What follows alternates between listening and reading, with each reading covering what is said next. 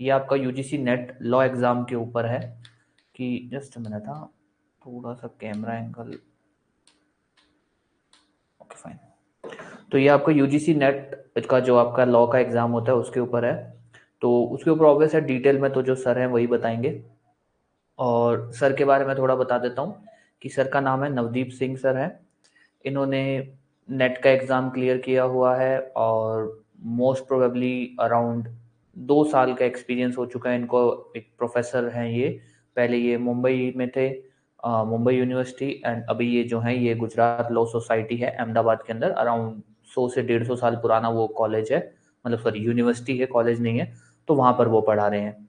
Okay, तो वही आपको मेन सेशन देंगे। आप लोग, आपके जो भी क्वेश्चंस हों आप वो क्वेश्चंस उनसे पूछ लेना।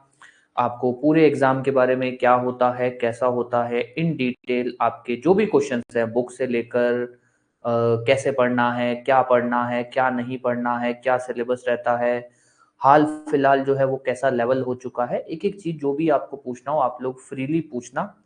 एंड अगर हो सके तो कोशिश करना कि आप वॉइस चैट कर लेना, क्योंकि मैसेजेस में ये होता है कि कई बार कोई मैसेज मिस हो जाता है। हम लोग तो चलो फिर भी ठीक है ध्यान दे देते हैं, बट क्योंकि वो एक गेस्ट फैकल्टी है तो अगर इनकेस वो नहीं भी देखेंगे तो आपने उनको कुछ कह नहीं सकते हैं, ठीक है। सो आप लोग प्लीज इस चीज का ध्यान रखना, अगर हो सके तो आप लोग वॉइस चैट करना, ठीक है। तो अब मैं उनको हैंड ओवर कर दे रहा हूँ माइक वगैरह। आप उनसे बात करना, आपको जो भी पूछना हो पहले वो अपना सारा बता देंगे अपने बारे में, और यूजीसी नेट एग्जाम के बारे में जो भी पैटर्न है एक एक चीज आपको वो पहले अच्छे से बता देंगे। देन उसके बाद आप लोग अपने क्वेश्चंस पूछना चालू कर देना, ठीक है। सो ओके, जस्ट 1 मिनट के लिए मैं म्यूट कर दे रहा हूँ सो दैट मैं माइक उनको पास ऑन कर सकूं। Thank you.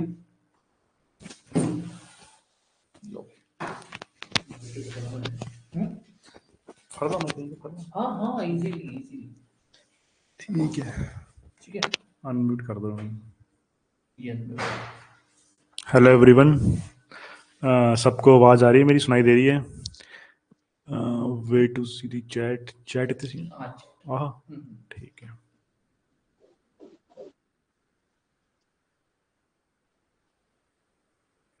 हाँ हेलो, तो एक बार कंफर्म कर दीजिएगा, सब जने आवाज़ आ रही है मेरी? जी सर, आ रही ठीक है, ओके, थैंक यू। तो ऐसा है कि आप लोग अभी 3, 5 और 6, 7, 8 लोग हो अभी, तो सारे जने मतलब नेट के एग्जामिनेशन के लिए प्रिपरेशन कर रहे हो अभी आप, या फिर करने वाले हो, ऐसा है? जी सर, ओके, मेरा तो है। ठीक है, ठीक है, ठीक है। मैं अगर कुछ पूछता हूँ तो बस मुझे टेक्स्ट में जो चैट है वहाँ पे येस और नो मतलब लिख देना, ठीक है, सारे जने, ताकि मुझे आइडिया हो जाए, ठीक है। तो अभी मैं मान लेता हूँ कि सब लोग अभी नेट के एग्ज़ाम की तैयारी करने वाले हैं या करेंगे, या फिर वो जानना चाहते हैं, ठीक है। तो सबसे पहले मैं अगर शुरू करूँ तो कि नेट एग्जामिनेशन की नीड क्या रहती है। नेट एग्जामिनेशन मेनली रहता है असिस्टेंट प्रोफेसर के लिए, कोई भी इंडियन यूनिवर्सिटी है अगर, तो अभी क्या है कि रूल के according you have to be NET qualified if you want to teach in Indian university के अंदर। तो अभी आप सब लोग शायद लॉ से हो सभी। जी यस, ओके, थैंक यू। हाँ, तो अभी मतलब होता क्या है कि अभी नए रूल के हिसाब से काफ़ी टाइम से खैर रूल आया हुआ है कि आपको नेट क्वालिफाइड होना चाहिए अगर आपको किसी इंडियन यूनिवर्सिटी में असिस्टेंट प्रोफेसर बनना है तो। कुछ लोग, कुछ कॉलेज ऐसे होते हैं जो आपको मतलब एलएलएम के बेसिस पे ले लेते हैं, पर वो फिर उतनी कम्पिटिटिव सैलरी नहीं मिलती उसके बेसिस पे। अगर आपका नेट क्वालिफाइड किया हुआ है तो उसके बाद आपको कम्पिटिटिव सैलरी मिल सकती है, मोस्ट ऑफ द यूनिवर्सिटीज देती है, जो अच्छी यूनिवर्सिटीज जो होती है, ठीक है। अब उसके बाद मेन चीज है कि नेट एग्जाम के और क्या फायदा है इसका, मतलब लोग क्यों देते हैं नेट एग्जामिनेशन। पहला तो ये है कि इट्स एन कि कंपलसरी है ये, एलिजिबिलिटी है असिस्टेंट प्रोफेसर के लिए। सेकंड चीज क्या है कि जिस बच्चे ने अगर जेआरएफ करना है, अगर जूनियर रिसर्च फेलोशिप, उसमें क्या रहता है कि एक हायर परसेंटेज रहता है उसका, नेट से थोड़ा 4-5% हायर रहता है जेआरएफ के लिए। अगर जो वो जेआरएफ की कट ऑफ में आता है उसका बच्चे का अगर नाम, तो उसकी रैंकिंग अगर, तो उसको जूनियर रिसर्च फेलोशिप बोलते हैं। उसके अंदर आपको पीएचडी करते हो और आप किसी भी यूनिवर्सिटी से, और गवर्नमेंट के थ्रू आपको बेनिफिट मिलता है। आपको अराउंड 50,000 रुपीज मिलते हैं पर मंथ। तो अभी शायद वो चेंज हो गया होगा, मतलब थोड़ा बहुत शायद बड़ा ही होगा, कम तो नहीं होगा। ठीक है। एक तो ये रहता है जेआरएफ के लिए। और जिसने जेआरएफ कर लिया, ये माना जाता है कि उसने नेट भी कर लिया। जब आप फॉर्म भरोगे तो फॉर्म में ऑप्शन होंगे कि जेआरएफ ओनली या फिर net only, net plus JRF. ठीक है। तो अगर आपका जेआरएफ में नंबर आ गया तो आपने नेट भी क्वालिफाइड हो गए आप।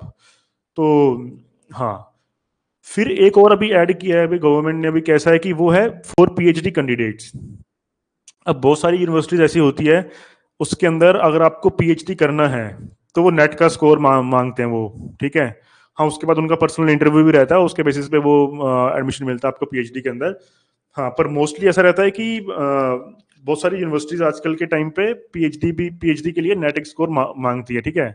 बट मोस्ट ऑफ जो स्टूडेंट्स जो रहते हैं, बच्चे जो रहते हैं, जो वो फॉर्म भरते हैं, वो फॉर्म भरते हैं वो अपना पीएचडी के लिए, नेट के लिए और जेआरएफ के लिए। तो उसमें ऑप्शन रहता है, उसमें लिखा हुआ कि assistant professor only, assistant professor plus PhD plus JRF.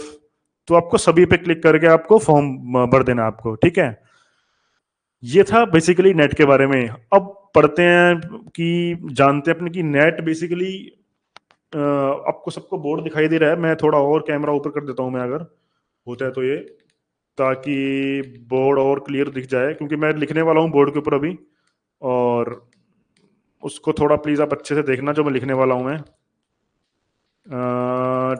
ठीक है, ठीक है, हाँ अब हो गया। ठीक है।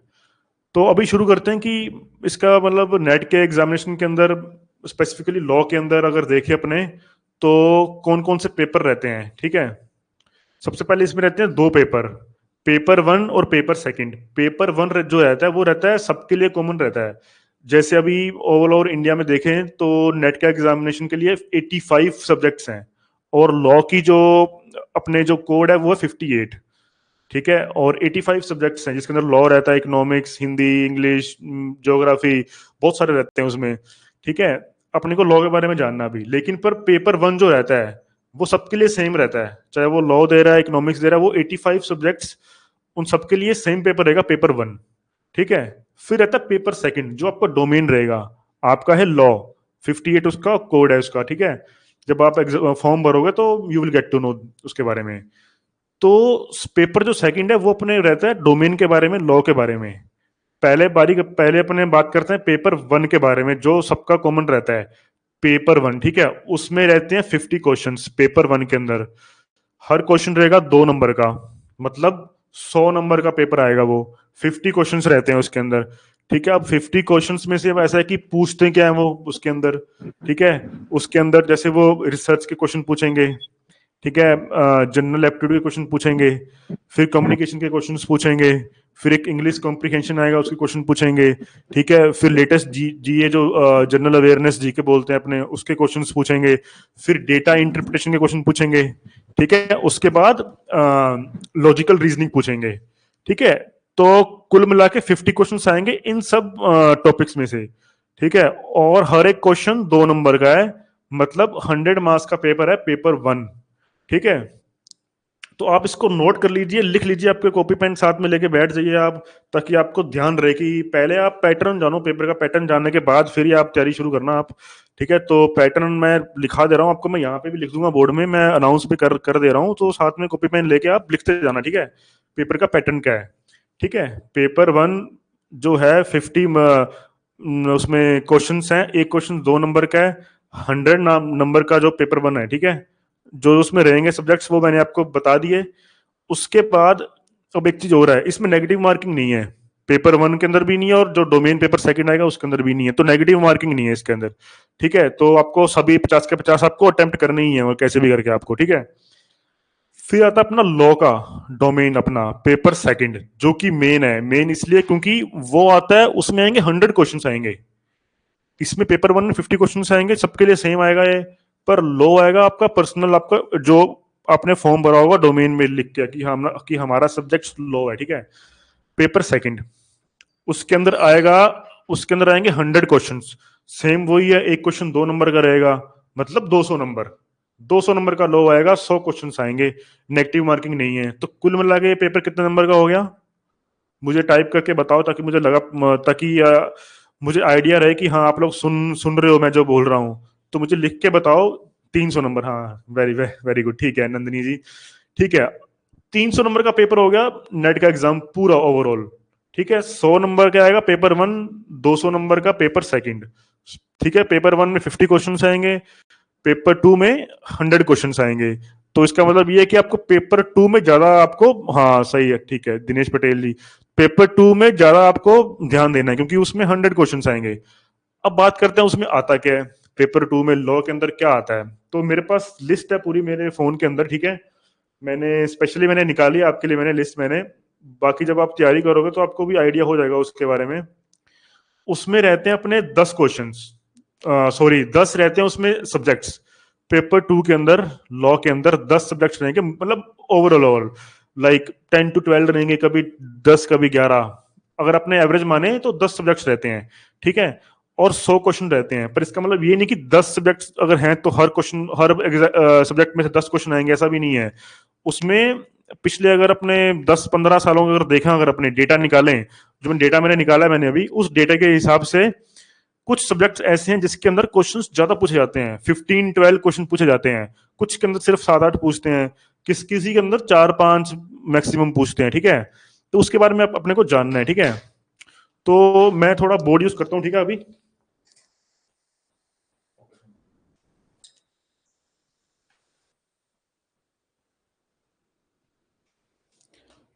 ठीक है, तो सबको बोर्ड दिखाई दे रहा है ना एक बार।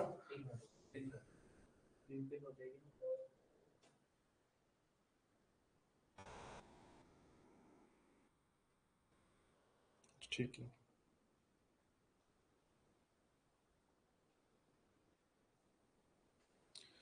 ठीक है।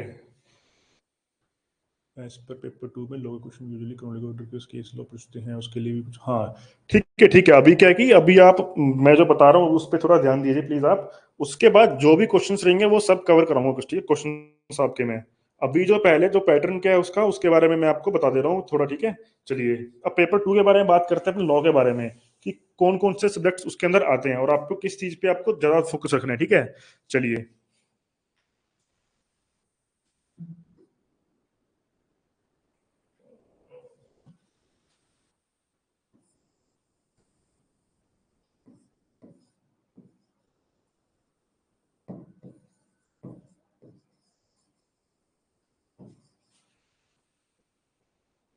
आप लोगों को ये उल्टा दिखाई दे रहा है या सीधा है ये, मतलब उल्टा तो नहीं है अभी ये, क्योंकि उल्टा है तो फिर थोड़ा दिक्कत आएगी फिर अभी। मैसेज में बताना मेरे को एक बार, ये सीधा है या उल्टा है। ऑल ओके, ठीक है, थैंक, सीधा है थैंक यू। ठीक है,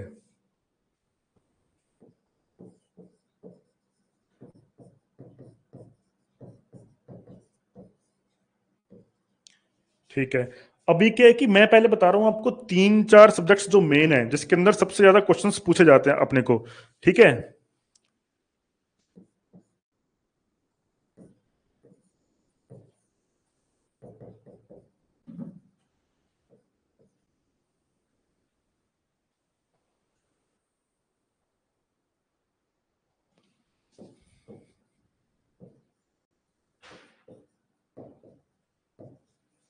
ठीक है।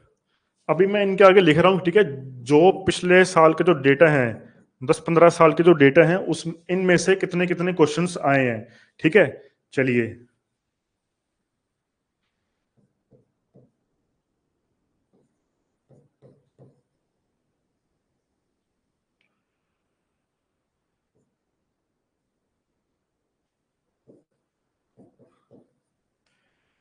ठीक है, मेजर जो क्वेश्चन जो रहते हैं 100, अगर 100 मार्क्स का पे अगर 100 क्वेश्चन अगर आ रहे हैं लॉ के अंदर, ठीक है, तो मेजर उसमें रहेंगे 5, पूरे रहेंगे अपने 5 सब्जेक्ट्स। ठीक है, उसके अंदर पहला है जूरिस्प्रूडेंस। ठीक है, इसके अंदर 9 to 14 क्वेश्चन पूछते ही पूछते हैं, मतलब पिछले साल का अगर डेटा निकाल लोगे, अगर मैं आपको बुक्स करूंगा रिकमेंड बाद बाद में, कि जो बुक्स आपको मंगवानी है ऑनलाइन, उस बुक्स के अंदर सारे क्वेश्चन पेपर मिल जाएंगे पिछले साल वाले।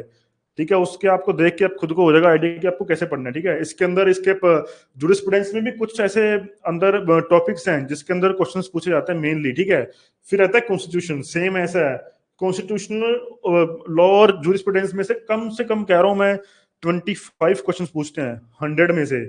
अगर 100 क्वेश्चन अगर हैं तो एक चौथाई तो इन दोनों में से पूछ लेते हैं ये तो। ठीक है, उसके बाद रहता है international law, public international law. इसके अंदर बहुत क्वेश्चन पूछते हैं, आप भर भर के क्वेश्चन आते हैं इसके अंदर, जो इन दोनों के बाद इसका ही नंबर आता है मेन। ठीक है, अभी पिछले 1-2 साल से कम क्वेश्चन आ रहे हैं इसमें, पर पहले के टाइम पे इसमें क्वेश्चन सेम थे आते हैं इन दोनों के। ठीक है, इसमें भी 5 to 8 क्वेश्चन पूछते हैं। फिर सबसे जो इनमें से इजी है वो है लॉ ऑफ क्राइम। ठीक है, क्योंकि लॉ ऑफ क्राइम का इतना कुछ हार्ड क्वेश्चंस नहीं आते कि आप मतलब कि आपको अटेम्प्ट कर ही ना पाओ। अगर आप उसमें कॉमन सेंस में अगर लगाओगे तो you can do law of crime के क्वेश्चंस। ठीक है, उसके अंदर भी 9 से 10 क्वेश्चन पूछते हैं। ठीक है, उसके अंदर वो दोनों, इसमें आईपीसी ज्यादा पूछते हैं, मतलब बीएनएसएस थोड़ा कम पूछेंगे मतलब, पर आईपीसी जो बीएनएस जो है भारतीय न्याय संहिता जो है उसमें ज्यादा क्वेश्चंस पूछेंगे। ठीक है, जैसे कि एसेंशियल्स ऑफ क्राइम, ये सब टॉपिक्स हैं, उसमें मैं आपको थोड़ा बताऊंगा बाद में जाके। ठीक है, तो इस चीज को आप इसकी पिक्चर ले लीजिए या इसको नोट कर लीजिए। ठीक है, इसको आप, ये डेटा है आपको याद रखना, आपको फिर उसी हिसाब से पढ़ना पड़ेगा आपको। ठीक है, तो आप, मैं इसको अभी रब कर रहा हूँ, ठीक है, इरेज कर रहा हूँ आगे आगे वाले में लिखने के लिए। ठीक है,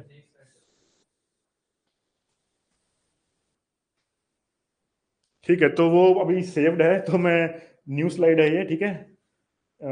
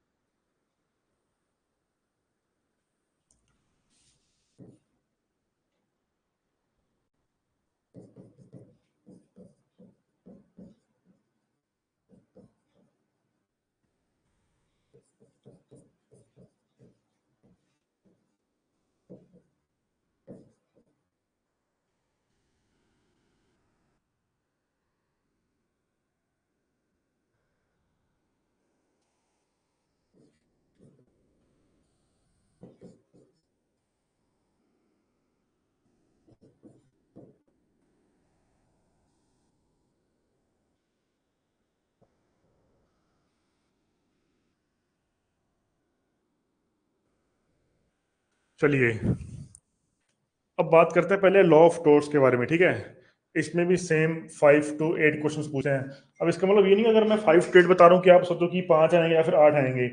5 भी आ सकते हैं, 6 भी आ सकते हैं, 7 भी आ सकते हैं, 8 भी आ सकते हैं। ठीक है, उम्मीद है कि 5 या 6 आते हैं। ठीक है, कभी कभी 8 आए होंगे, ठीक है, वो अलग बात है वो। ठीक है, फिर रहता है consumer protection, sorry, consumer law के अंदर बात करें तो इसके अंदर मैंने जोड़ दिया कॉन्ट्रैक्ट एक्ट भी जोड़ दिया मैंने, कॉन्ट्रैक्ट लॉ। ठीक है, और कमर्शियल लॉ भी जोड़ दिया। इन तीनों ये साथ में है। ठीक है, तीनों ये कमर्शियल लॉ है, कंज्यूमर एक्ट जो है, या फिर कॉन्ट्रैक्ट लॉ है। ठीक है, इन तीनों में से कुल मिला के 10 क्वेश्चन आएंगे। ठीक है, अब वो थोड़ा इसमें जो कॉन्ट्रैक्ट लॉ है थोड़ा इसमें ज्यादा पूछते हैं, इसमें मान लो 6 पूछ लेंगे, इनमें से दो दो पूछ लेंगे। ठीक है, मतलब आपको मैं एक आइडिया दे रहा हूँ। ठीक है, आपको भी मैं। ठीक है, फिर बात करते हैं फैमिली लॉ। अब फैमिली लॉ में ऐसा है कि दोनों हिंदू और मुस्लिम लॉ दोनों पूछेंगे। ठीक है, फैमिली लॉ में उसमें भी आपको ऐसा है कि 4 to 7 क्वेश्चन आएंगे इसमें। ठीक है, फैमिली लॉ के अंदर भी। ठीक है, और ऐसा है कि जो इनमें जो, अभी आपको लगा कि यार फैमिली तो बहुत हार्ड रहता है, हिंदू लॉ मुस्लिम लॉ कैसे पढ़ेंगे अभी हम। बट इसमें एक सीधा सा फंडा है इसमें, जब आप मैं आपको जब बुक करूंगा ना रिकमेंड, उसमें जब क्वेश्चंस रहेंगे पिछले साल वाले, तब आपको होगा आइडिया कि यार सब क्वेश्चन सेम वही आ रहे हैं घुमा फिरा के। वही सेम हिंदू लॉ वाले क्वेश्चन आएंगे, वही सेम मुस्लिम लॉ वाले क्वेश्चन आएंगे, घुमा फिरा के वही क्वेश्चन आते हैं। तो आपको इतना इस चीज में इतना पढ़ने की ज्यादा इतनी नीड नहीं है, आपको इतना डीप में नहीं जाना अभी आपको। आपको अगर पिछले अगर 10-15 साल वाले क्वेश्चन सब कर लिए अटेम्प्ट, तो उसमें से ही आएगा वो। बस वो क्वेश्चन का थोड़ा चेंज कर देंगे, आगे पीछे कर देंगे, वो अलग बात है। बट आपको अगर इसका आइडिया फंडामेंटली अगर आप समझ गए इसका कि यार कि बेसिक क्या, बेस क्या है इसका, तब आप क्वेश्चन अटेम्प्ट कर लोगे वो इजिली। ठीक है, इसको अभी आप नोट कर लीजिए, मैंने अभी 3 सब्जेक्ट और लिख दिए मैंने अभी। बस 2-3 और रह गए अभी, 2 भी नहीं रह गए, 3 रह गए अभी, ठीक है।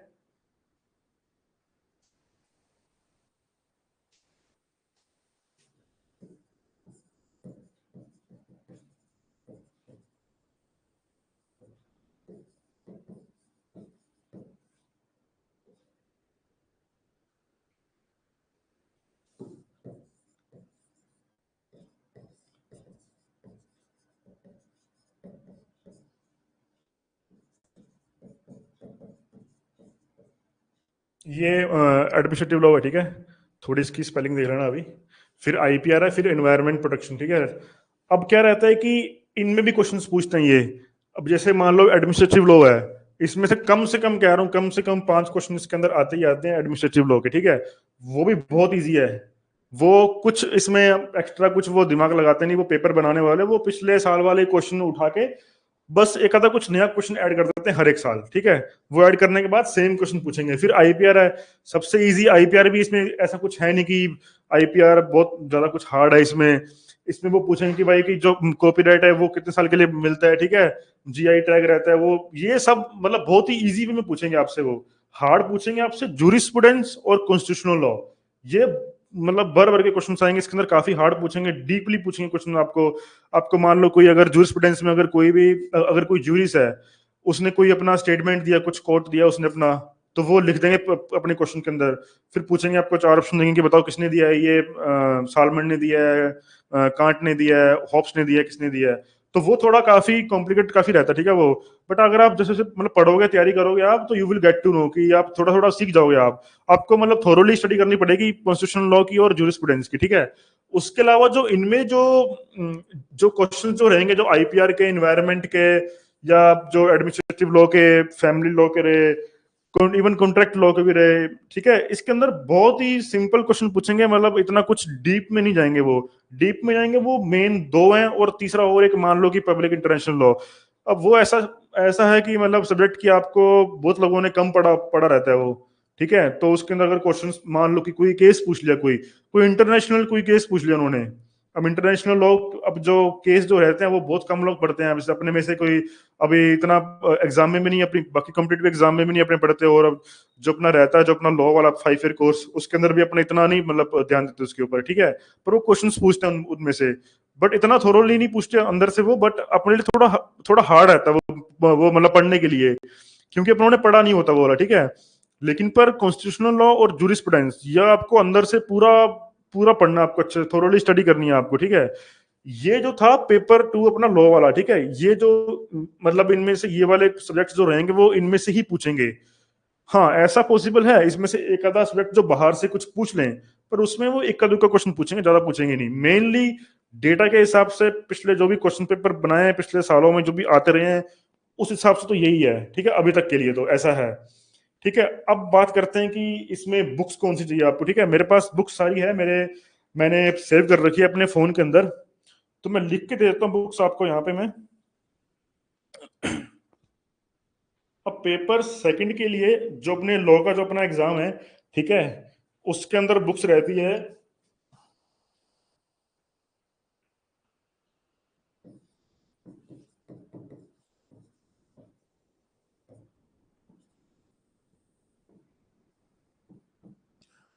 एक अरियंत पब्लिकेशन की बुक आती है, ठीक है।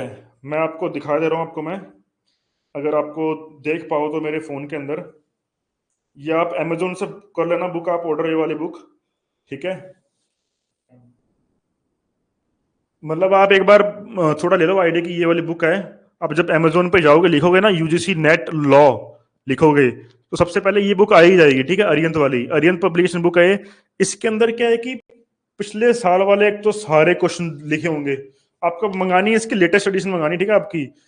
इसके अंदर क्या रहेगा, पिछले 5 से 6 साल में जो भी पेपर रहे हैं नेट के, ठीक है, उसके सारे क्वेश्चंस रहेंगे, ठीक है। एक तो वो रहेंगे पूरे, तो आपको वो देखना है। वो देखने के बाद आप फिर क्या वो समझ जाओगे पैटर्न क्या है उसका, मतलब क्वेश्चंस का, ठीक है।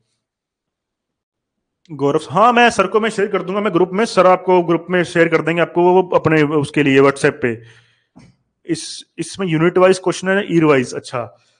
इसमें क्वेश्चन है यूनिट वाइज, ठीक है। मान लो पहला यूनिट आ गया भाई, कॉन्स्टिट्यूशनल लॉ है। अब कॉन्स्टिट्यूशनल लॉ के अंदर वो क्वेश्चंस रहेंगे, भर भर के क्वेश्चंस पूछे जाएंगे। उस क्वेश्चंस के अंदर उन्होंने आगे से मार्क किया होगा कि ये क्वेश्चन फलाने फलाने ईयर में आया है। समझ में आया आपको? फिर अगले अगले यूनिट जो आएगी, मान लो जूरिस्प्रूडेंस है, फिर ठीक है उसमें नॉर्मल क्वेश्चंस भी रहेंगे उसके अंदर। फिर बाद में उन्होंने आगे मार्क भी किया होगा कि ये क्वेश्चन इस चीज फलाने फलाने ईयर के अंदर आया है। जब वो आप पूरी बुक पढ़ दोगे, 10 के 10 यूनिट, आप उसमें 10 यूनिट पूरी रहेगी, ठीक है, जो मैंने बताया अभी यहाँ पे मैंने आपको। हाँ थोड़ा वो तो ऊपर नीचे रहेगा, वो देख लेना आप, मेन मेन यही है मतलब। उसके अंदर आपको जब पेपर पढ़ोगे ना, जब आप अटेम्प्ट करोगे, क्वेश्चंस देखोगे, आप क्वेश्चंस को बार बार देखना पड़ेगा। मैं एक बार बता रहा हूं मैं, अगर आप सोचो कि आपने सिर्फ एक ही बार पढ़ा वो क्वेश्चन, ठीक है, वो एक ही बार आपने बुक सॉल्व करी, सारे क्वेश्चंस पढ़ लिया आपने, सारे क्वेश्चन अटेम्प्ट कर लिया आपने, और सोचा ठीक है हो गया। आपको मैं लिख के दे रहा हूं कम से कम 5 से 6 बार, 5 to 6 times you have to go through to that book. आपको वो 5 से 6 बार वो क्वेश्चंस पढ़ने पड़ेंगे। उसके बाद आपके माइंड में वो पैटर्न फिट बैठेगा। समझ पा रहे हो मेरी बात? मतलब इस ये पेपर का सिंपल सा फंडा ये, अगर मैं बता दूं आपको, जो मेरे को समझ में आया अभी तक, कि सर हिंदी में भी अवेलेबल होगी ये बुक। हिंदी के लिए आप ऐसा है कि मेरे को इतना आइडिया नहीं हिंदी के लिए, मैं तो इंग्लिश मीडियम से हूँ, तो और मैंने इंग्लिश में ही दिया था मैंने। बट हाँ, अगर हिंदी में अगर पेपर होता है अगर, तो वो हिंदी में भी अवेलेबल बुक रहेगी। आप डाल देना आप उसमें कि उसमें अरियंत अरियंत की, और बाद में हिंदी लिख देना अमेजोन के ऊपर, तो वो आ जाएगा, ठीक है। हाँ तो बात करते हैं इसके बारे में। तो मैंने जो देखा है ना, इसका जो पैटर्न क्या है, इसका आप क्वेश्चन क्वेश्चन का पैटर्न समझो। जब आप 5 से 6 बार अरियंत की जो बुक है पिछले साल वाले क्वेश्चन सॉल्व कर लोगे, 5 to 6 टाइम बोल रहा हूं मैं, करने के बाद आपके माइंड में एक पैटर्न बैठ जाएगा। अब आपको आइडिया हो गया कि यार ये क्वेश्चन कैसे पूछते हैं, मतलब ये और कहां से पूछते हैं, कॉन्स्टिट्यूशनल लॉ में से कौन सा टॉपिक है जो अंदर में जहां से क्वेश्चन पूछते हैं वो। अब 5 से 6 बार पढ़ने के बाद आपको आइडिया होगा। आपको ये जैसे ही आपने उसका पैटर्न समझ लिया ना, तब पेपर क्लियर। आप फिर आपको कोई दिक्कत नहीं आएगी, फिर आपको कोई भी रोक नहीं पाएगा आपको पेपर पास करने से, ठीक है। बट आपको पैटर्न देखना है, पैटर्न को पकड़ना आपको। उसका एक ही फंडा है, ठीक है, उसका यही फंडा है कि पिछले साल वाले क्वेश्चन अटेम्प्ट करो। 5 से 6 बार अटेम्प्ट करने के बाद you will get the idea of its pattern, कि किस तरीके से पैटर्न से क्वेश्चन पूछते हैं, ठीक है। ये जैसे मान लो आपने अभी मान लो कि उस बुक में पहली पहली जो है यूनिट वो है कॉन्स्टिट्यूशनल लॉ, ठीक है। अब वो आपने पूरा क्वेश्चंस देखे आपने, उसमें 500 क्वेश्चंस रहेंगे, उस 500 में से 250 क्वेश्चन वो रहेंगे जो पिछले साल वाले जो पेपर्स में आ रखे हैं। आपने वो पढ़ लिया पूरा, 2 से 3 4 5 बार पढ़ लिया आपने। अब आपको आइडिया हो गया कि यार ये कॉन्स्टिट्यूशन में ना क्वेश्चन कहाँ से पूछते हैं क्वेश्चन ये, ठीक है।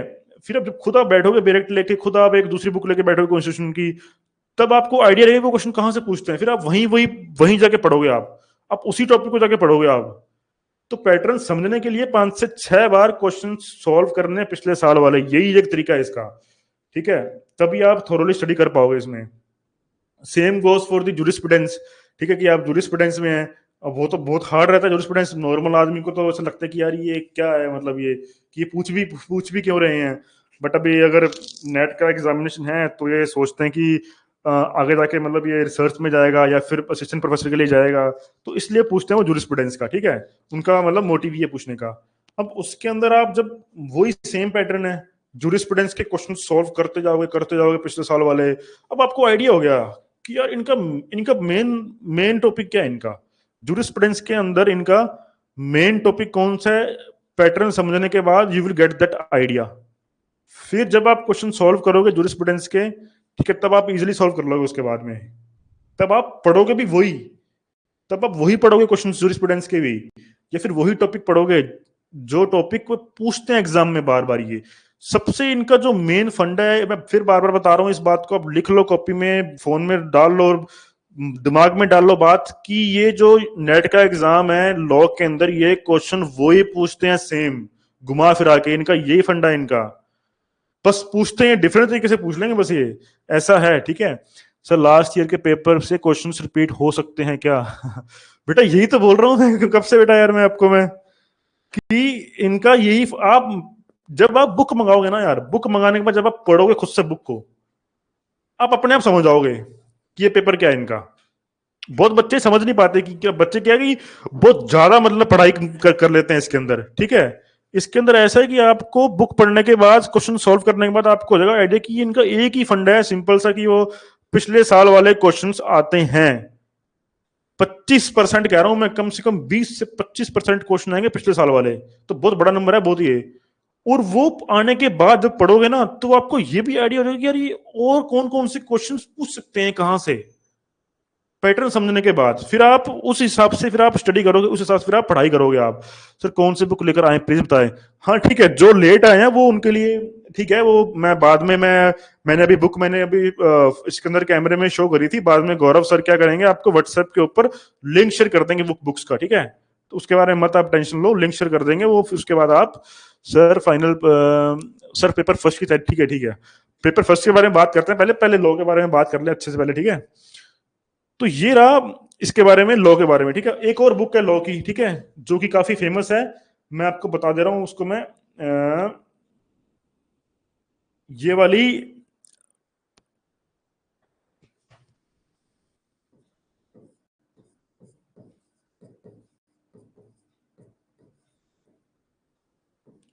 ये IFAS पब्लिकेशन रहेगी, ठीक है, ये बुक, ठीक है। ये ऐसी दिखेगी बुक, मैं आपको कैमरे में शो कर देता हूं ताकि जब आप मंगाओ तो आपको आइडिया हो कि बुक कैसी दिखती है वाली, ठीक है।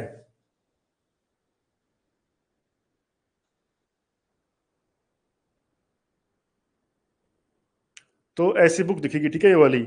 इसके अंदर क्या रहेंगे, पिछले 13 साल वाले, 2013 से लेकर 12 से लेकर 25 तक। 25 तो खैर अभी अभी तो खैर पेपर होने वाला है।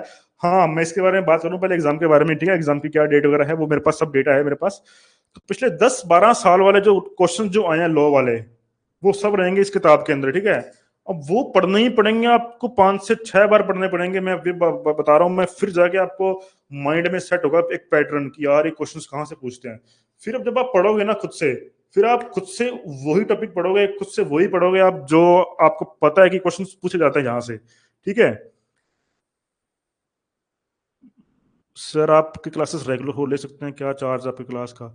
ठीक है, वो क्लास का मेरा चार्ज के क्लास रेगुलर क्या है वो गौरव सर से आप बात कर लेना, ठीक है। तो वो आपको व्हाट्सएप के ऊपर सब आपको शेयर कर देंगे, ठीक है, कोई दिक्कत नहीं है उसमें। तो अभी ये बस आप मैं जो बोल रहा हूँ अभी वो समझिए आप, क्वेश्चंस बाद में पूछ लेना मुझसे एंड में, ठीक है। तो ठीक है, अब ये बात करी लॉ के बारे में मैंने। अब बात करते हैं पेपर 1 के बारे में। उसके अंदर भी सेम पैटर्न रहता है। पेपर 1 के अंदर पिछले 15 साल वाले क्वेश्चन पेपर हूबहू जो रहते हैं, उसकी किताब आती है, एक ओसवाल की बुक आती है, ठीक है। उसकी भी आपको मैं बता देता हूँ, वो भी उसका भी लिंक शेयर कर देंगे सर आप व्हाट्सएप के ऊपर आपके, ठीक है। लेकिन पर उससे पहले क्या है कि मैं आपको दिखा देता हूँ मेरे खुद के फोन के अंदर भी, ठीक है, कि वो बुक कैसी दिखती है अभी वो। तो उसका लेटेस्ट जो पब्लिकेशन है वही मंगवाना, ठीक है आप।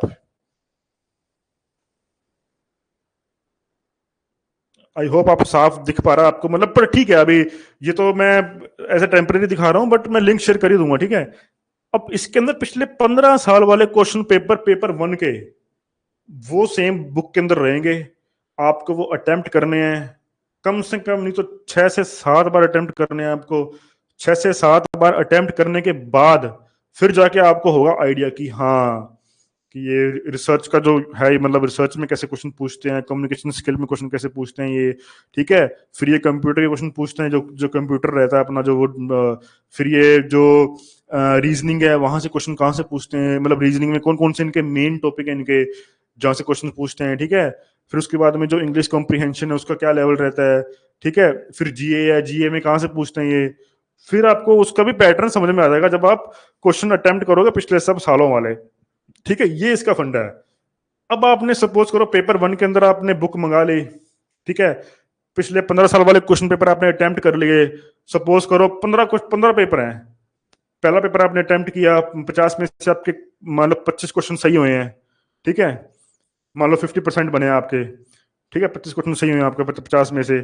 फिर सेकंड आपने अटेम्प्ट किया, थोड़े आप नंबर बढ़े आपके, थर्ड के नंबर बढ़े आपके, फोर्थ के नंबर बढ़े। ये करने के बाद ना 5 आपने पेपर कर लिया अटेम्प्ट, अब आपको आइडिया होगा कि ये क्वेश्चन कहाँ से पूछते हैं।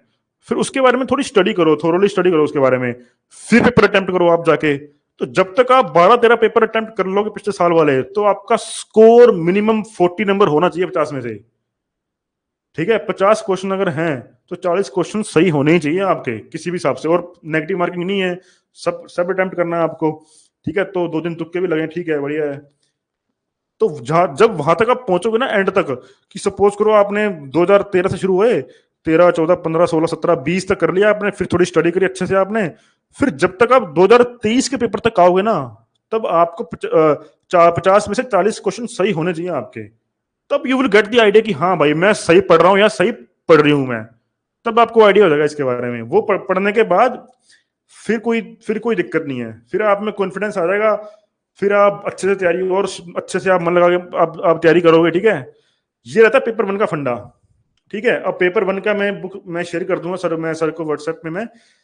अब बात करते हैं इसके आगे वाली प्रोसीजर की, भाई डेट क्या है इसकी। डेट है, जो मेरे पास डेटा है मैं बता दे रहा हूँ आपको मैं, ठीक है। अ, अभी के लिए जो अपना नेट का जो एग्जाम जो रहता है अपना, इसके फॉर्म शुरू हुए थे 7 अक्टूबर से, लास्ट डेट टू अप्लाई 7 नवंबर, ठीक है। नोट कर लो, 7 नवंबर अभी जो आने वाली है वो लास्ट डेट है फॉर्म भरने की। फिर इनकी करेक्शन विंडो रहती है 10 से 12 नवंबर, और एग्जाम इनका जो स्केड्यूल रहेगा 31 दिसंबर से लेकर 7 जनवरी तक। एक बात आपको मैं और बता दे रहा हूँ, ये साल में 2 बार रहता है। इसका एक जून साइकिल रहता है और एक दिसंबर साइकिल रहता है। अभी चल रहा है दिसंबर साइकिल। अब इसका एग्जाम क्या रहता है, जैसे 85 रहते हैं इसमें, क्या बोलते हैं सब्जेक्ट्स। अब 85 में से अब लॉ का नंबर ऐसा नहीं कि मान लो इन्होंने एग्जाम की डेट दे दी कि एग्जाम की मान लो डेट दी इन्होंने 31 दिसंबर से लेकर 7 जनवरी तक। अब 31 दिसंबर से लेकर 7 जनवरी के बीच बीच में लॉ का एग्जाम कभी भी हो सकता है, और दोनों साथ में रहेगा। आपको मालूम अगर हो एग्जाम के बारे में, पेपर 1 और पेपर 2 दोनों एक साथ रहेगा, ठीक है। कभी भी ये दे देंगे, ठीक है। उसके बाद रहता है कि एक चीज मैं और बताना भूल गया मैं, सॉरी, कि 300 नंबर्स, सॉरी मार्क्स, एक ही बात है, हाँ। 300 नंबर का रहता है पेपर, 100 का पेपर 1 है, 200 का पेपर 2 है। ये मैंने बता दिया आपको। इसमें मेन चीज क्या है, 3 आवर्स। मैं टाइम बताना आपको भूल गया था मैं, ठीक है। इसको लिख लो, 3 घंटे। 3 घंटे का पेपर रहता है, 3 घंटे का, ठीक है। अब 3 घंटे बहुत होते हैं, तो आपको सबसे बेस्ट चीज इसमें क्या कि आपको ये नहीं देखना आपको कि यार मेरे को टाइम हो रहा है कि मेरे टाइम में खत्म कर पाऊंगा या फिर नहीं कर पाऊंगी। टाइम की दिक्कत है ही नहीं कोई। 3 घंटे बहुत रहते हैं, अपने 150 क्वेश्चन के लिए बहुत रहते हैं, ठीक है, 3 घंटे। तो टाइम की कोई दिक्कत नहीं, आराम से बैठो, चिल रहो वहां पे। और कंप्यूटर बेस्ड टेस्ट रहेगा, ठीक है। कंप्यूटर में आपको वो डाल देंगे और उसके अंदर टेस्ट रहेगा, बढ़िया आराम से चिल बैठो, आराम से खुले दिमाग से टेंशन फ्री होकर बैठो, आराम से सोचो, फिर पेपर लिखो। लिखो नहीं, पेपर अटेम्प्ट करो। लिखने का तो है ही नहीं इसमें, कुछ सवाल ही नहीं कुछ इसमें। कंप्यूटर बेस्ड है, आपको कंप्यूटर पे क्लिक करना है और अगला क्वेश्चन करना है उसमें, ठीक है। पहले रहेगा पेपर 1, ठीक है, फिर रहेगा पेपर 2। दोनों मिला के 3 घंटे है। कैसे भी करो आप अभी, जैसा आपकी इच्छा करो आप अभी, ठीक है। खुली छूट रहती है इसके अंदर। सबसे अच्छी चीज मतलब ये वाली, काफी बढ़िया चीज है ये वाली इसमें, ठीक है, इसके अंदर, ठीक है। अब आपको मालूम लग गया कि एग्जाम कब है। लास्ट डेट 7 तारीख है, एग्जाम रहता है दिसंबर के एंड में या जनवरी के शुरू में एग्जाम रहता है इसका हर बार। वो करवा देंगे ये, ठीक है। रिजल्ट आने में थोड़ा लगता है टाइम, इसमें रिजल्ट आने में कम से कम महीना 1.5 महीना मतलब लगा देते हैं ये। उससे पहले पर वो एक आ जाती कॉपी, आंसर कॉपी आ जाती है पहले उससे, वो आप लगा लेना आप, ठीक है। अब फिर क्या रहता है, बात करें लास्ट ईयर एग्जाम्स की, भाई लॉ के अंदर क्या रहता है यार, लॉ में कितना परसेंटेज आपको चाहिए। इसके अंदर निकलती कट ऑफ। इसमें ऐसा कुछ नहीं कि यार इतने नंबर ले आए तो आपका नेट क्लियर क्लियर हो गया, ठीक है। 300 नंबर में से 180 नंबर अगर आपके आए हैं तो 60% कट ऑफ हो गई है, ठीक है। ये आपके अगर आपके 180 क्वेश्चन सही अगर हो गए अगर आपके, ठीक है, तो ये क्या हो गया, 60% बन गया ये। तो उसमें आ जाएगा कि कट ऑफ गई है 60, ठीक है। ये मैं बता रहा हूँ आपको, मतलब एवरेज। कई बार 65 भी गई है इसके अंदर, और कई बार 56 भी गई है, 55 भी गई है, 57 भी गई है। मोटा मोटा माने तो 57 से लेकर 65 तक ये एवरेज रहती है लॉ की कट ऑफ। ये 180 से लेकर 200 क्वेश्चन आपको, 200 नंबर लेकर आने आपको 300 में से, ये एवरेज है ये। और मैं श्योरिटी के साथ नहीं कह रहा मैं, ये हर साल चेंज होता रहता है, बट एवरेज यही है जो डेटा जो निकाला है। जिस साल मैंने दिया था उस साल शायद गई थी 58, ठीक है, उस साल जो मैंने दिया था 2020 की बात है तभी, ठीक है। अभी तो शायद कंपटीशन बढ़ गया है तो भी ये इंक्रीज हो गया अभी, ये क्योंकि बहुत लोग दे रहे हैं अभी, ठीक है, अभी के हिसाब से। तो ये सब इसका पैटर्न है। अब मैंने पूरा समझा दिया मैंने आपको कि क्या रहता है, नेट का एग्जाम क्या है, पेपर कैसे रहता है, लॉ में क्या रहता है। अब जो क्वेश्चन हैं वो मुझसे पूछो, ठीक है। अब मैं बैठ जाता हूँ, जो क्वेश्चन जो आपके हैं वो पूछो, जो भी आपके माइंड में आ रहे हैं। सर आप कुछ रैपिड क्लासेस भी लेंगे? ओसवाल, ठीक है। जो मेरी, जहां तक बात मेरी है कि मैं क्लासेस लूंगा या नहीं लूंगा, उसके बारे में कोई दिक्कत नहीं है, आप टेंशन मत लो। गौरव सर हैं, उनसे आप बात कर लेना, उनसे, गौरव सर से आप, ठीक है। और उसके बाद जैसा भी रहेगा अपने देख लेंगे। रैपिड अगर आपको चाहिए रैपिड ले लेंगे, अगर आपको प्रॉपर चाहिए तो प्रॉपर ले लेंगे। फिर क्वेश्चंस पूछा इन्होंने, नंदिनी जी ने क्वेश्चन पूछा है, उससे पहले मैं देख लेता हूँ ऊपर कुछ क्वेश्चन अगर हैं या नहीं है बच्चों के। Sir mains is not there, please confirm. देखो देखो देखो बेटा, आपको मैंने इसलिए मैंने ये लिया, मैंने ये वाला सेशन ताकि आपको आइडिया हो कि नेट का एग्जाम कैसे रहता है, उसका प्रोसीजर क्या है उसका। इसमें कुछ मेंस प्री इंटरव्यू ऐसा कुछ कुछ नहीं है इसके अंदर। इसमें एक एग्जाम रहेगा पूरा, एक नेट का एग्जाम रहेगा, पेपर 1 और पेपर 2 दोनों एक साथ होगा। उस पर फिर कट ऑफ निकलेगी, कट ऑफ के बेसिस पे आपको आपको रिजल्ट आएगा कि आपका नेट में हुआ या नहीं हुआ, या आपका जेआरएफ मिला आपको या फिर नहीं मिला। इसमें कुछ भी मेंस नहीं रहता, ठीक है। उसमें सर प्लीज आप क्लासेस ले लेना, क्लासेस तो थोड़ा आइडिया मिल जाएगा, ठीक है। मैं क्लासेस, अगर देखो बेटा ऐसा है कि अगर बच्चे अगर जुड़ते हैं अगर नेट के एग्जाम के लिए, अगर बढ़िया, अगर स्ट्रेंथ अगर है तो कोई दिक्कत नहीं है। जैसा आप बोलोगे आई विल टेक योर और योर क्लासेस, ठीक है, कोई दिक्कत नहीं है। फिर एक इन्होंने क्वेश्चन पूछा था कि ओसवाल में यूनिट, हाँ। अब ओसवाल में क्या है कि ओसवाल की बुक के अंदर इन्होंने मेनली मेनली तो क्वेश्चंस दिए हुए हैं पिछले साल वाले, ठीक, क्वेश्चन पेपर। मान लो पिछले 15 साल के उन्होंने दे दिए क्वेश्चन पेपर ओसवाल के बुक के अंदर, ठीक है। उसके अंदर उन्होंने अभी एज ए बताऊं कि एज ए टॉपिक वाइज नहीं दिया हुआ, टॉपिक वाइज के लिए भी अलग बुक है एक। जैसे मान लो एक टॉपिक है अभी, सपोज करो रिसर्च है, या फिर कम्युनिकेशन स्किल्स है, ठीक है, या फिर डीआई है, डेटा इंटरप्रिटेशन है। अब ये टॉपिक्स में से क्वेश्चंस पूछे जाते हैं। अब इन टॉपिक्स को लेकर भी एक नेट की पेपर 1 के लिए अलग से बुक आती है, ठीक है। उस बुक में क्या है कि अलग अलग टॉपिक वाइज भी दिए हुए हैं, आपको एक्सप्लेन करा हुआ है, ठीक है। ओसवाल में क्या है कि क्वेश्चन पेपर दिए हुए हैं पिछले साल साल वाले। सर प्रिपरेशन की अप्रोच क्या रखें, डायरेक्ट बुक्स? देखो सबसे पहली अप्रोच तो ये रखनी है कि पहले आपको जो मैं बुक बोलूंगा, आपको मैं जो बुक आपको मैं शेयर करूंगा लिंक के अंदर, वो बुक मंगानी है आपको। पहले वो अप्रोच है भाई आपकी। वो बुक मंगाओगे, उस बुक को पढ़ोगे अच्छे से, पढ़ने के बाद आपको आइडिया होगा कि भाई इसमें क्वेश्चन पूछे कहां से जाते हैं, क्वेश्चन पूछे कैसे जाते हैं। उसके बाद ही तो आप समझ पाओगे ना कि आपको कौन सी बुक एक्स्ट्रा पढ़नी है, कौन से मतलब सब्जेक्ट के लिए आपको एक्स्ट्रा कोई अप्रोच अप्रोच लेनी है। मतलब आप डायरेक्ट अगर आप अंधेरे में ऐसा अप्रोच करोगे तो बात नहीं बनेगी आपकी। आपको पहले क्या करना है, क्वेश्चन पेपर देखने हैं, अच्छे से उनको थोरली स्टडी करना है, उसका पैटर्न समझना है।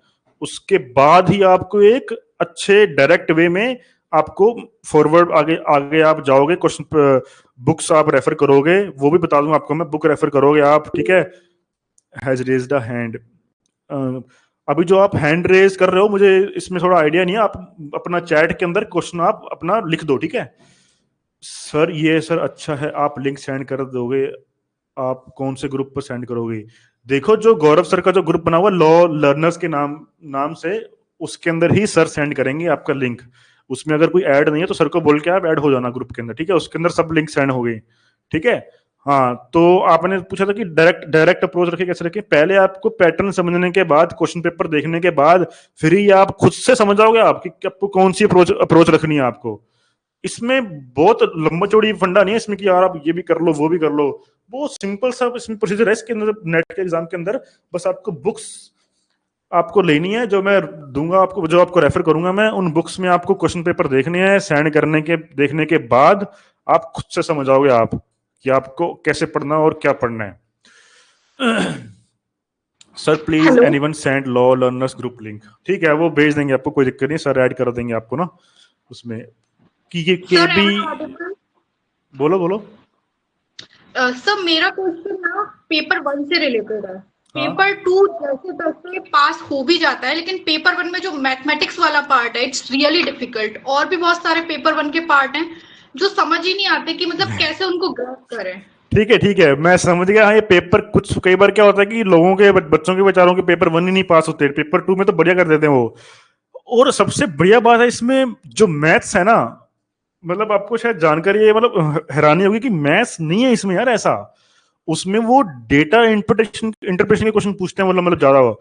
और जो मैथ्स के जो क्वेश्चन है ना वो ऐसे हैं कि बहुत ही मतलब ऐसे हैं कि बहुत ही इजी, बहुत सिंपल, डायरेक्ट डायरेक्ट क्वेश्चन है। मतलब इतना कोई हार्ड वाली मैथ्स नहीं आती उसमें, जो क्योंकि मेरा तो मैथ्स बैकग्राउंड रहा ही नहीं। मैं तो हमेशा से मैथ्स में फेल रहा हूँ, मतलब मैं फिर भी मैंने कर लिया। तो उसका मतलब ये कि मैथ्स इतना नहीं पूछते उसमें, मतलब कुछ भी नहीं पूछते मैथ्स तो उसमें। हाँ, वो लगता है ऐसा कि वो मैथ्स है, पर वो मैथ्स एक्चुअली होता नहीं है वो, ठीक है। हाँ, और उसके अलावा जो उसमें हार्ड पार्ट रहता है, वो रहता है रिसर्च वाला पार्ट, रिसर्च एंड एथिक्स। उसमें क्वेश्चन पूछते हैं वो। बट उसमें क्या है कि उसका सेम फंडा है उसका। आपको बेसिक जो है ना वो बेसिक क्लियर कर लेना आपको, कि यार रिसर्च का बेसिक क्या है। वो क्लियर करने के बाद आप अपने आप क्वेश्चंस जब आप अटेम्प्ट करोगे, then you will get the idea कि भाई क्वेश्चंस कैसे पूछते हैं और कहां से पूछ रहे हैं ये। ठीक है। फिर आप अपने आप ही फिर, हाँ, एक बात और है, जो पेपर वन की जो बुक है, स्पेशल बुक पेपर वन की, एक एक्स्ट्रा बुक। एक तो वो वाली बुक होगी जिसके अंदर क्वेश्चन पेपर है सारे 15 साल वाले, वो तो करनी है आप किसी भी हालत में। उसके अलावा समझने के लिए वो टॉपिक जो है, उनको समझने के लिए उसकी भी एक बुक आती है। वो भी, उसका भी लिंक शेयर कर दूंगा मैं सर के साथ, ठीक है। वो आप बुक मंगा लेना। उसके अंदर हर एक टॉपिक के बारे में, पेपर वन के हर एक टॉपिक के बारे में जानकारी दी हुई है, क्वेश्चंस दिए हुए हैं, थ्योरेटिकल पार्ट भी दिया हुआ है, वो पढ़ोगे then you will get the idea. ठीक है। जी। और क्वेश्चंस पूछो, कुछ कुछ भी, जो भी आपके मन में कोई भी सवाल है। के बी अग्रवाल जी, हाँ जी, ठीक है, क्लियर हो गया आपका।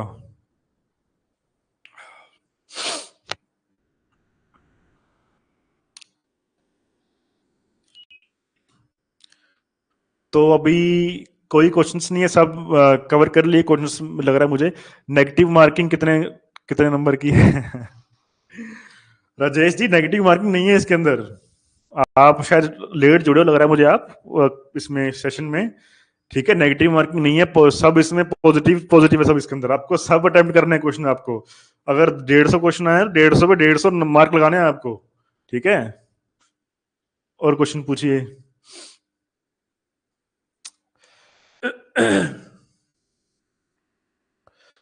ठीक है, तो अभी शायद सब कुछ मैंने कवर कर दिया है मेरे हिसाब से, तो मैंने। Thank you sir, okay, thank you, welcome welcome sir. आज भले क्लास यूट्यूब पर जाइए। आज यूट्यूब, अच्छा। क्लास का मैं बताता हूँ, अभी मैं सर से पूछता हूँ ना, क्लास का मैं गौरव सर से पूछता हूँ ना, मैं क्या सीन रहता है। वो अगर बता देंगे, अब जैसे अगर बच्चे अगर रहेंगे अच्छे तो क्लास लगा देंगे, कोई दिक्कत नहीं है आपकी। जहाँ बोलोगे वहां लगा देंगे आपकी। Thank you sir, okay, thank you so much. अभी जो भी डाउट रहे वो ग्रुप में पूछ लेना, आप सर से पूछ लेना, है ना। और बाकी देखते हैं अपनी क्लास के बारे में भी, लिंक सब मैं शेयर कर दूंगा मैं। पिंकी, थैंक यू सर, आपने बताया नहीं आप इसको यूट्यूब पर अपलोड कर पाओगे। अच्छा, आप ये बोल रहे हो मैं इसको यूट्यूब पे अपलोड कर दूं मैं? हाँ ठीक है सर, बोल रहे हैं हो जाएगी, कोई दिक्कत नहीं। क्योंकि मैं लेट आई थी, हाँ कोई दिक्कत नहीं, इसको कर देंगे यूट्यूब पे अपलोड, कोई दिक्कत नहीं, बस टेंशन फ्री हो जाइए आप। और ठीक है, okay, thank you so much. मिलते हैं बाद में अपने, ठीक है। तो मैं एंड कर रहा हूँ मीटिंग। ओके।